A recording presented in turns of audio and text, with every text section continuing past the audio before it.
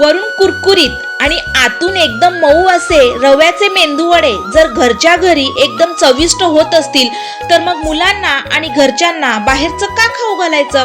बघा, त्याच वड्यासाठी इथे मी गॅसवर पॅन ठेवून त्यात पाणी घातलं. मग ह्यामध्ये चवीनुसार मीठ घालून त्यात थोडंसं जिरं, कोथिंबीर आणि मिरची घातली. जर तुमच्याकडे चिली फ्लेक्स असेल तर तुम्ही मिरची नाही घातली तरी चालेल. पाण्याला उकळी आली की थोडंसं तेल घालायचं. मग ह्यात बारीक रवा घालायचा. जर तुमच्याकडे बारीक रवा नसेल तर तुम्ही जाड रवा घातला तरी चालेल, पण बारीक रवा एकदम उत्तम. संपूर्ण हे मिक्स करून गॅस बंद करून 5 मिनिटासाठी झाकून ठेवायचं. मग हे मिश्रण एका ताटात काढून हाताला थोडं तेल लावून हे चांगलं मळून घ्यायचं.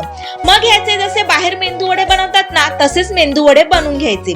वडे बनवताना हाताला थोडे पाणी लावायचे म्हणजे वडे छान बनतात.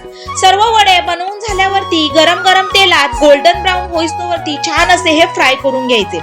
गरमागरम झटपट असे रव्याचे मेंदू वडे तयार आहेत. साऊथ इंडियन स्टाईल नारळाच्या चटणी सोबत ह्याची चव अजूनच दुप्पट झाली. जर तुम्हाला ह्या नारळाच्या चटणीची रेसिपी हवी असेल तर मला नक्की कमेंट करून सांगा. आणि आजची ही रेसिपी आवडली तर लाईक, शेअर, कमेंट आणि सबस्क्राईब करायला विसरू नका. धन्यवाद.